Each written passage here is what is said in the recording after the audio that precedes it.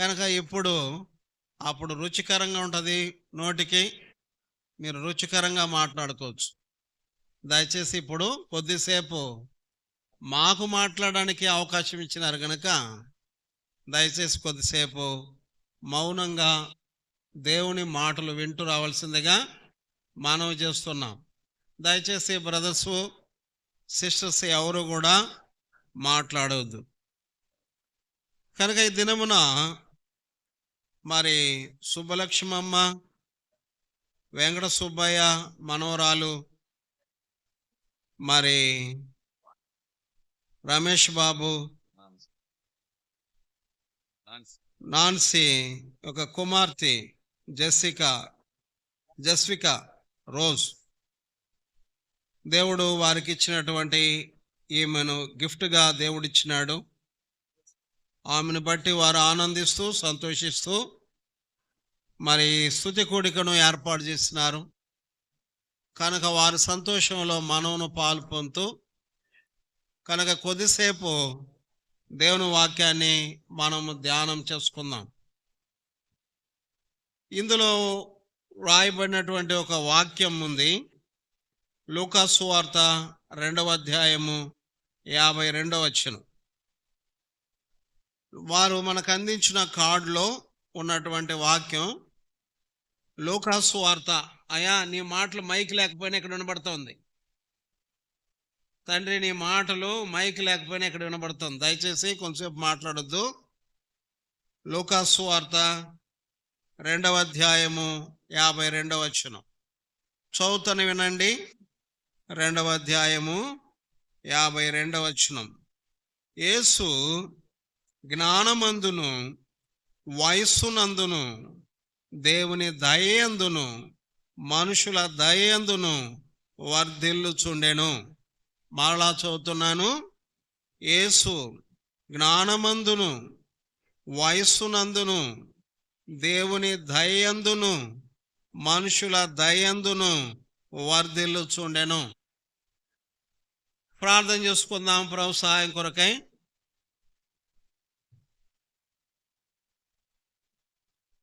పరలోకపు తండ్రి, జీవము కలిగిన మా దేవ, యేసు ప్రభు వారి ఘనమైన నామమున ఈ యొక్క సమయములో గడియలో మీ పాదములకు స్తుతులు చెల్లిస్తూ స్తోత్రములు చెల్లిస్తూ మిమ్మల్ని గణపరుస్తూ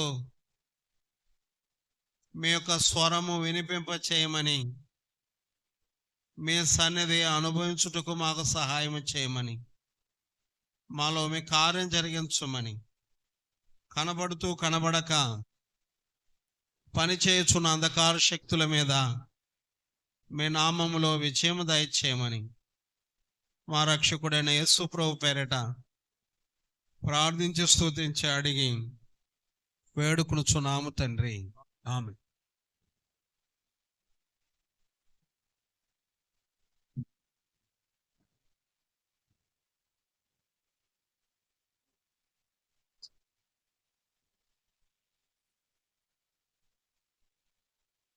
బైబిల్ గ్రంథము ఇది అందరి కొరకైనటువంటి దీవెనలు ఇందులో పొందుపరచబడి ఉన్నాయి. మానవాళికి అందరికీ ఏ ఏ దీవెనలు కావాలో ఆ దీవెనలన్నీ కూడా ఈ పరిశుద్ధ గ్రంథంలో పొందుపరచబడింది. కనుక ఇక్కడ మనం చదువుకున్న మాట గమనించండి. ఇది యేసు ప్రభు వారిని గురించి మాట్లాడుతూ ఆయన పుట్టి పెరుగుతూ ఉన్న దినాలలో ఆయన గురించి రాయబడినటువంటి మాట ఇది. ఏమని రాయబడింది? యేసు అనబడే బాలుడు జ్ఞానమందును వయస్సునందును దేవుని దయందును మనుషుల దయందును వర్ధిల్లుచూ ఉండెను. కనుక ఇది గొప్ప దీవెన, దేవుని గొప్ప దీవెన. మన పిల్లలు ఎవరైనా వయస్సు యందును దేవుని దయందును మనుషుల దయందును వర్ధిల్లుతూ ఉన్నారంటే అది దేవుని ఆశీర్వాదం. ఇంతకు మించిన ఆశీర్వాదం ఏమైనా అవసరమా? ఏమీ అవసరం లేదు. కనుక ఏ తల్లి అయినా తండ్రి అయినా కోరుకునేది ఏంటి అంటే వారు వర్ధిల్లాలని. కనుక ఈ దీవెన మరి ఎవరిస్తారు? ఈ దీవెన ప్రతి వారు కూడా పిల్లల్ని కనుక్కుంటుంటారు. అయితే ఇలాంటి దీవెన అన్ని చోట్ల మనము అందరిలోనూ చూడలేం. ఎందుకంటే కొందరు జ్ఞానమందు అభివృద్ధి చెందరు. వారు జ్ఞానములో చాలా మతిహీనులుగా ఉంటారు. అందుకని వారిని చూచినప్పుడు అయ్యో వీరు జ్ఞానమందు ఎదగలేదే అని ఆలోచన వస్తుంది. అమ్మా మాట్లాడొద్దు. ఆలోచన వస్తుంది. జ్ఞానం ఎంత ప్రాముఖ్యమైందంటే ఆరోగ్యాన్ని కాపాడుకోవాలన్నా జ్ఞానం ఉండాలి. వంట రుచిగా చేయాలన్నా జ్ఞానం ఉండాలి. సరైన ఒక పట్టణానికి వెళ్ళి సరైన చోటుకి చక్కగా వెళ్ళి చేరాలన్నా జ్ఞానం ఉండాలి. చదువుకోవాలన్నా జ్ఞానం ఉండాలి. చాలామంది మేము ఇంతగా డబ్బులు వెచ్చిస్తున్నాము, మా పిల్లలకు చదువు అవ్వలేదే అని బాధపడుతుంటారు. దేవుని వాక్యం చెప్తుంది, బుద్ధిహీనుని చేతిలో సొమ్ముండనేలా జ్ఞానము సంపాదించుకోవడానికి బుద్ధిహీనుని చేతిలో సొమ్ముండనేలా వానికి బుద్ధి లేదు కదా అని రాయబడింది. కనుక సొమ్ముతో మనము బుద్ధిని జ్ఞానాన్ని సంపాదించుకోలేం. మనము జ్ఞానాన్ని సంపాదించుకోవడానికైనా ఆ సొమ్మును ఎట్లా వెచ్చించాలి, ఎట్లా సంపాదించుకోవాలి అనే తగు మాత్రపు బుద్ధి ఉండాలి. తగు మాత్రపు బుద్ధి లేకపోతే సొమ్ముండి ప్రయోజనం లేదు. అందుకనే బుద్ధిహీనుని చేతిలో జ్ఞానము సంపాదించుకోవడానికి సొమ్ముండనేలా వానికి బుద్ధి లేదు కదా అని రాయబడింది. కనుక ప్రియులరా, మన యొక్క బుద్ధితో, మన యొక్క సొమ్ముతో, లేక మన కలిగిన దేనితోనైనా కూడా మనం ఏది దీవెన కూడా మనం పొందలేం. అందుకని బైబిల్ చెప్తుంది, పొందగోరు వారి వలనైనను ప్రయాసపడు వారి వలనైనను ఏమీ కలుగుదు గాని కనికరించు దేవుని వలన సమస్తమును వనకూడును అని రాయబడింది. అందుకని ఇక్కడ రాయబడిన ఒక మాట ఏంటంటే కనికరము, దేవుని కనికరమునందును దేవుని దయయందును ఆ పిల్లవాడు వర్ధిల్లుచుండును అని వ్రాయబడింది. కనుకనే ప్రియులరా, ఆశీర్వాదం అనేది అది ఐశ్వర్యం కావచ్చు, అది జ్ఞానం కావచ్చు, అది ఆరోగ్యం కావచ్చు, ఏదైనాను దీవెన కావచ్చు, అవన్నీ కూడా దేవుని యొద్ద నుండి వచ్చేదే తప్ప మరి ఎక్కడి నుంచి కూడా రాదని సంగతి బైబిల్ చెప్తుంది. అందుకని యాకోబు రాసిన పత్రికలో 1వ అధ్యాయం 17వ వచనంలో శ్రేష్టకరమైన ప్రతి ఈవియు సంపూర్ణమైన ప్రతి వరమును పరసంబంధమైనదై జ్యోతిర్మయుడగు తండ్రి యొద్ద నుండి వచ్చును అని రాయబడింది. కనుకనే నేనున్నాను కదా, నేను ఉన్నంత కాలం మీకే కొదువులేదురా అని అంటుంటాం. పెద్దలైన వారు అంటుంటారు, నేనున్నంత కాలం మీకేమీ ఇబ్బంది లేదు, నేను చూసుకుంటా అంటుంటారు. అయితే బైబిల్లో ఒక రాజు అంటాడు, ఒక రాజును ఒక ఆవిడ దేహి అంటది, నా యజమానుడా అంటది. ఏమమ్మా అంటది, నీకేం సహాయం చేయగలను? ఏం సహాయం చేయగలను? గానుగులో నుండి కొంత నూనె ఇచ్చి నీకు సహాయం చేయగలనా? లేక కళ్ళములో నుండి కొంత ధాన్యం ఇచ్చి సహాయం చేయగలనా? నా దేశములో కరువు ఇంత భారంగా ఉండగా నేను ఎట్లు నీకు సహాయం చేయగలను అంటాడు ఆ రాజు. కనుక ప్రియులరా, దేవుడు సహాయము చేయకపోతే సహాయం చేసేవాడు జోగిపోతాడు, అంటే కూలిపోతాడు, నానిపోయిన మట్టి గోడవలే ఆ మనుష్యుడు కూలబడతాడు. దేవుడు సహకరిస్తేనే నేనైనా సహాయం చేయగలను. దేవుడు సహకరిస్తేనే నీవైనా సహాయం చేయగలవు. దేవుడు సహకరించుకోతే నీ భార్యకైనా, నీ బిడ్డలకైనా, నీ వారికైనా నీవెంత మాత్రం సహాయపడలేవు. అందుకనే సమస్త ఆశీర్వాదములు, దీవెనలు జ్యోతిర్మయుడగు తండ్రి యొద్ద నుండి వస్తుందనే సంగతిని మనం ఎరుగుతూ రావాలి. అందుకనే ఏం చేద్దాం? అందుకనే బైబిల్ చెప్తుంది, దేవునికి ప్రార్థన చేద్దాం, దేవుణ్ణి అడుగుదాం అని దేవుని వాక్యం చెప్తుంది. ప్రభు అన్నాడు, నా అడుగుడి మీకు ఇవ్వబడును, వెదకుడి మీకు తెరవబడును, తట్టుడి మీకు తీయబడును అని ప్రభు దేవుడు సెలవిస్తూ వచ్చినాడు. కనుక ఎవరమైనా మనము దేవుణ్ణి అడగవలసిన వారం.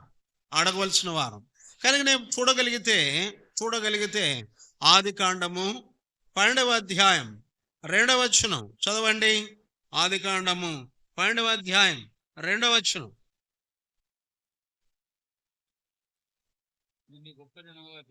నిన్ను గొప్ప జనాంగముగా చేసి నిన్ను ఆశీర్వదించి నీ నామమును గొప్ప చేయుదును, నీవు ఆశీర్వాదముగా నుందువు.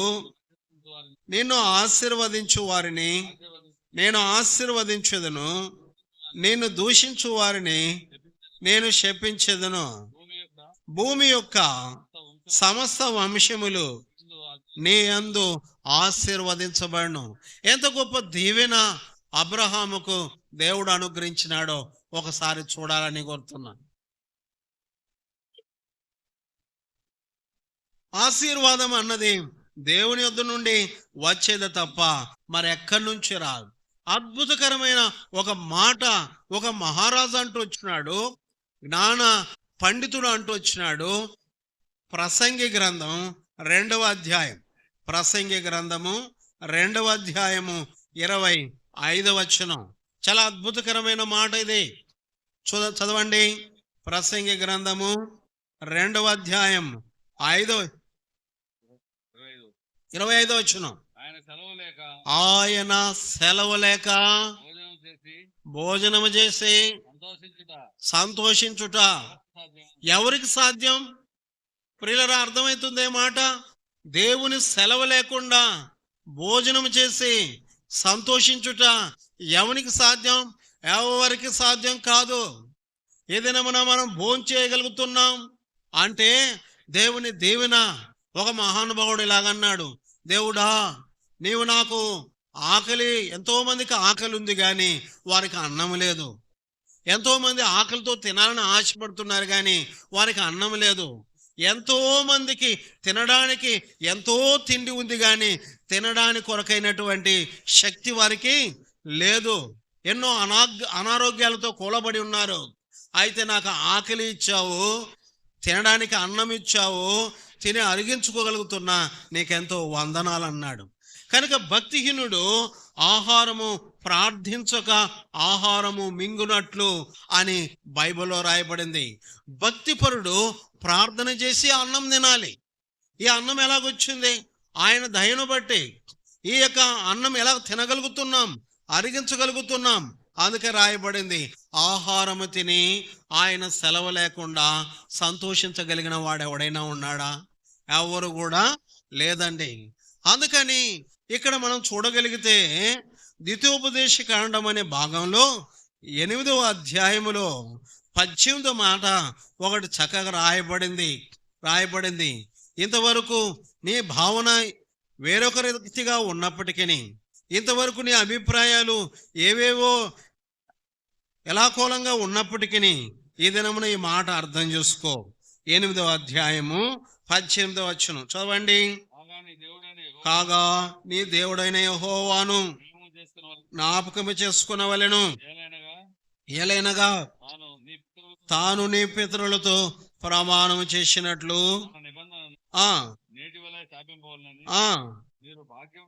మీకు భాగ్యము సంపాదించుకొనుటకై మీకు సామర్థ్యము కలగజేయువాడు ఆయనే.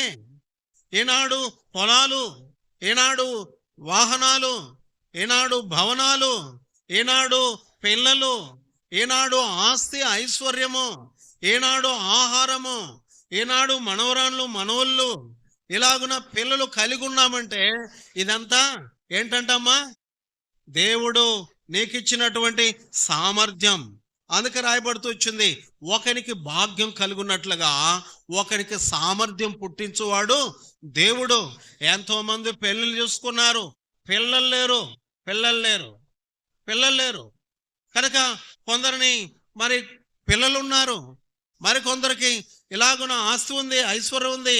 అయితే లేని వారెడల దేవుని ప్రణాళిక వేరుగా ఉంటుంది. కానీ అయితే ఇక్కడ ఒకరికి భాగ్యం కలిగినట్లుగా ఒకరికి సామర్థ్యం పుట్టించువాడు దేవుడే అని రాయబడింది. కనుక నా తలంపు ఏంటంటే, ఆశీర్వాదము అనేది మనం పొందుతూ ఉన్నాం, ప్రతి వారం పొందుతున్నాం. ప్రభు వాక్యం రాయబడింది, నీవు నన్ను ఎరగకపోయినను నేను నీకు బిరుదులిచ్చుతిని అని రాయబడింది. దేవుని ఆశీర్వాదాలు మనం పొందుతూ ఉన్నాము, కానీ కృతజ్ఞతాస్తుతులు చెల్లించటం లేదు. అయితే వారు పొందారు. ఈ దినమున ప్రభు సన్నిధిలో కృతజ్ఞతాస్తుతులు చెల్లించడానికి మనందరినీ ఆహ్వానించినారు. కనుకనే ఆయన చేసిన ఉపకారములలో దేనిని మీరు ఏం చేయకూడదంట? మర్చిపోకూడదు.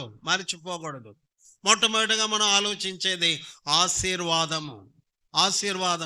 గృహమును, విత్తమును పితరులు ఇచ్చిన స్వాస్యం, అది దేవుని ఆశీర్వాదం. కనుక భార్య దొరుకుని వానికి మేలు కలిగిను, అది యెహోవా ఆశీర్వాదం. గుణవతి అయిన భార్య దేవుని ఆశీర్వాదం, పిల్లలు ఆశీర్వాదం, యావత్తు ఆశీర్వాదం అనేది దేవుడు మనకు అనుగ్రహించేది. అయితే దేవుడు మనకు ఆశీర్వాదం ఇచ్చాడు కానీ మన చుట్టూ పరిస్థితులు ఎలాగున్నాయంటే, ఒక్కసారి మనం కళ్ళు తెరిచి చూస్తే మనకు అర్థమవుతుంది. అర్థమవుతుంది? ఒక చోట వెళ్తాం, వాళ్ళు అక్కడ భోజనం పెడుతుంటారు, ఆ భోజనం తీసుకొని ఇట్లా తిరిగి చూస్తే చెట్ల మీద కోతులు కాపెట్టుకోవడం ఉంటాయి. ఎలాగుంటుంది? కనుక నేటి దినాలలో మనం ఎంతో గొప్ప ఆశీర్వాదాన్ని కలిగి ఉన్నాం. ఇలాంటి పండుగలన్నీ కూడా మనం చేసుకుంటున్నాం. అయితే హృదయ విదారకమైన సంగతి ఏంటంటే, ఒక మాట చదువుతాను బైబిల్లో, సామెతల గ్రంథం 14వ అధ్యాయం 25వ వచనం. చాలా అద్భుతకరమైన మాట, వినండి, ఇది ఎక్కడ వినిపించబడదు. సామెతల గ్రంథం 14వ అధ్యాయము 25వ వచనం చదవండి ఆ మాట. 14వ అధ్యాయము 13వ వచనం. 14వ అధ్యాయం 13వ వచనం. ఒకడు నవ్వుచు, బాగా గమనించాలా ప్రియులరా, ఒకడు నవ్వుచుండినను హృదయములో దుఃఖముండవచ్చును, సంతోషము తుదకు వ్యసనమగును. చాలు. ఇక్కడ రాయబడిన మాట ఏంటంటే, ఒకడు హృదయములో పైనేమో సంతోషంగా ఉన్నాడు, అయితే హృదయములో